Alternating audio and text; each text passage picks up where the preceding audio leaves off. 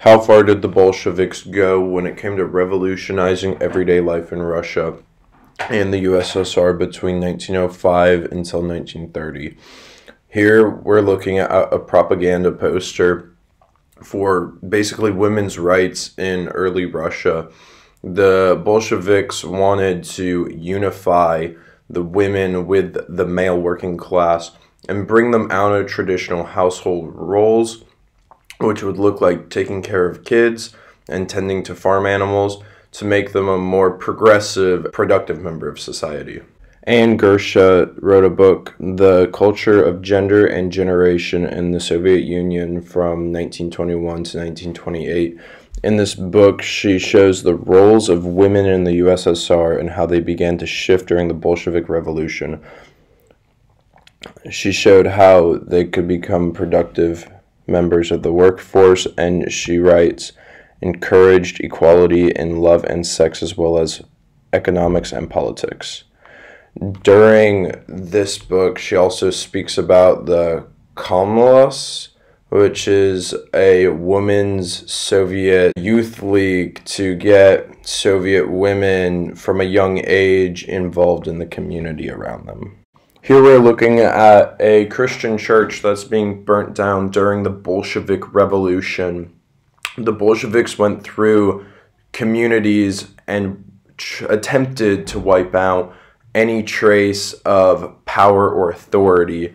Here's some propaganda posters of this. Any community members who fought back against this were met with swift exile or extreme violence.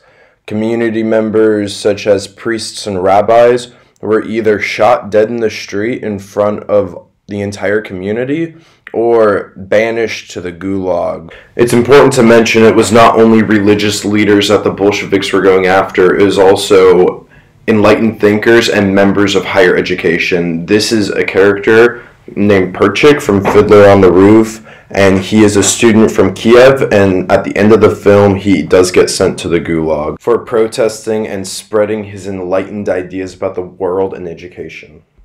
We begin to see the beginning of an end to free market trade as the Bolsheviks took control of the private sector farming, creating communal farmings known as Kolaz farms.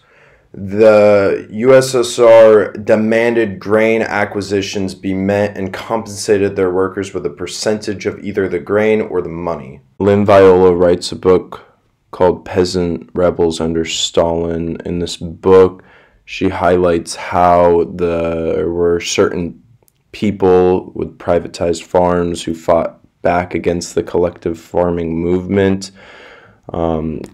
in the early 1930s. By 1936, the government had shifted, loosening up on the decision to only allow food products to be dictated through the states, allowing small gardens in the home to exist and farmers markets in the community, and essentially some form of capitalistic e-commerce to conduct.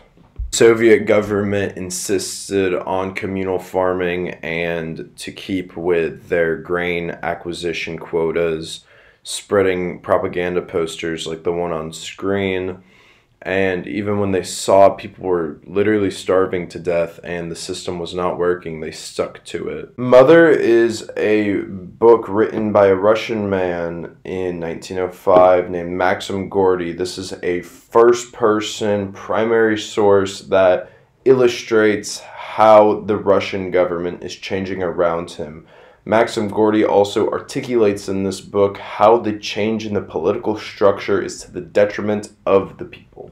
The Bolsheviks were successful in conquering the lands that make up the USSR, but as shown in the Silent Steps, they were not as successful as formulating a successful government that kept their people well fed. As you can see in this picture, widespread famine across the USSR in direct correlation to the greed of the government in the grain acquisitions really hurt the community around them, and people were dying in numbers of thousands and millions. Kids were starving to death in the streets. And I really wanted to end this presentation with these images to really show how miserable life was. We've seen these scenes